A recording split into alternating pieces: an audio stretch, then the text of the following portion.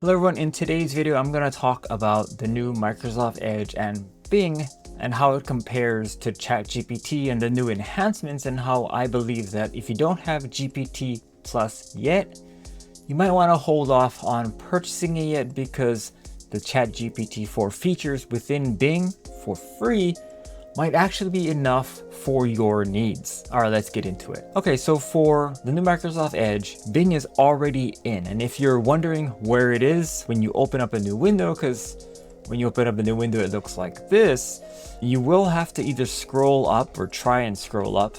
And sometimes it doesn't work. Or what you do is on the top, you type in Bing plus AI and you hit chat. And it takes you further up. Welcome to the new Bing, and it's here chat or search. And that's what I've done. There's probably an easier way, but for now, that's what we're gonna do. Under recent activity, it will show you all the different chats. You can go into it, or you can delete it, or you can export it, and you can share it with other people. So this is where one of the new features that they just rolled out, I wanna say today, because yesterday I didn't see this, you can share your chats with other people, making it a very useful productivity if you work in teams or in groups, and if you are sharing it with friends just for fun, if you had an interesting conversation with Bing AI about the meaning of life. So you can do things like that now as of May 10th, 2023. And Microsoft Edge and Bing AI are available with no waitlist, no subscription or no payment of any kind, and they don't use your data to train anything, so you don't have to worry about any of your data and your information. Now, how do you use it? It works just like it would with ChatGPT, except magically it has access to the internet. So before you start, there are different styles of communication or conversation when you're working with it. The more creative, it is basically what we would call a temperature setting. How much creative, I guess you could call it, leeway we are giving the AI model of GPT-4 to be.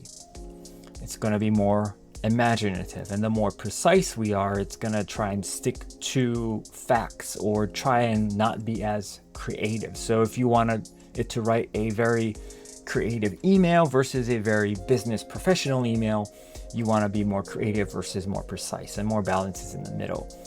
Now, as we look here, the balance has an input character limit of 2,000, while creative has 4,000, and I believe the more precise version also has a 4,000 character limit. And as we type in here, you will see, let's do write a haiku about crocodiles in outer space in the voice of a pirate. So let's get creative inspiration and do that. All right, so it's gonna start responding. You will have to scroll down to get the response. And there it goes. Oops. See, now before, when I would go down, it would erase my prior chat. So this is very good. You see this 1 out of 20 here? After 20 back and forth, after 20 times you type into Bing AI, it will stop accepting new chats, because that's like the current maximum on the back and forth the model will intake. There is plans, I believe, to increase that to an unlimited amount, because right now with ChatGPT and the OpenAI interface, you can do an unlimited amount. Now there is, you could call it, strain on the chat feature or box when you do input too many of these prompts, but also if you train a chat really well with multiple iterations, we call them shot training, the chat is much better at giving you good answers. So if you are someone who is shot training their chats, Bing is not going to have as good use case for that. But for someone just using it for searching the internet or creating kind of one-shot based things, this is actually really good. Now let's see what it is. Ahoy me hearties, space crocs on the prow, shiver me timbers. That's a haiku, right? It follows that 3-line thing. So did a pretty good job. That's hilarious. Write another one. What about a limerick instead? So it gives you other things to consider as it goes through, and it saved it right here on the right hand side. So this is how it works. Now we can also clean it up by saying new topic. If you want to be precise, and let's ask it a more precise question. Let's ask it, what are some good side hustles to start for someone who is a busy professional that doesn't want to spend a lot of money or time. And let's see what it says. See, now both of these are chats that we can reference later.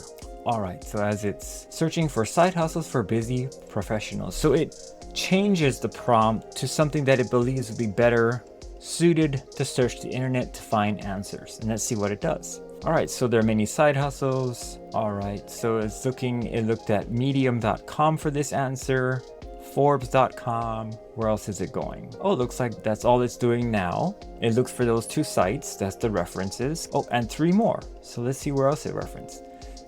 This Online World, msn.com, and linkedin.com. And it's gonna ask you more. Is there a particular skill or interest you have that you'd like to explore further? What about a side hustle? Hang on, let me move. That can also provide me with passive income. Let's see what it does or says about side or passive income. Now it will probably rewrite that because I misspelled it. Passive income side hustles for busy professionals. See, so what Bing AI does instead of what ChatGPT would do is they will, again, rewrite your prompt or your search to be more suited to be able to find better results. Unlike the past where Google would just tell you, is this what you meant? And then change the spelling. This one will actually search for something that might provide you with better results based on AI. So it's gonna have better search results, thereby making better, or at least in its mind, in a more precise manner, better results for you and what you're looking for. So starting a profitable blog, selling stock photos, selling digital products, renting out space in your home. These are side hustles. So what you can do is you can check, these are different websites. We got it from 4 different websites, and you can now go and check to, hey, there it is, 27 easy passive side hustles 2023 guide from Don't Work Another Day. And now you can also ask, you can see, tell me more about starting a profitable blog. What kind of digital products can I sell? How can I sell stock photographs? So now your search workflow or experience changes. So what about if you're at like a regular search? What if you're looking for something on Google? So let's say we're going to everyone's popular Amazon, and you can actually bring up Bing on Amazon. Let's go on this popular product that I take every day, one of my many migraine medications. You can actually bring up the chat right there. There it is. So you can have the chat ask it questions about this product here. This is a very, how come it doesn't let me go to the product itself? There we go. So here we go. Now, tell me about this product on the page. All right, so now it is in the precise mode, and it's gonna tell me about the product on the page. It's a magnesium supplement in capsule formulated brand life extension, containing 9 capsules per unit. It is vegetarian flavored. Interesting. Okay, so look at that. So it gives a basic summary of the item. What are the benefits of taking this supplement? So now we can have a conversation on questions we might have of the product with the web page by just asking this sidebar chat here instead of looking for it on the page. And we can have the chat actually just reference for this page only, right? So retry for this page only. So now it's just gonna look on what it can find here versus also looking on the internet, right? I would assume that the first one was basically only on this page, but I guess, no, I think it was. But you can, again, it's free. It's not like GPT-4 on ChatGPT Plus where you have to pay for 3 hours, 25 messages. According to the webpage, contact distribute 4.6 based on, look at that. Pretty good.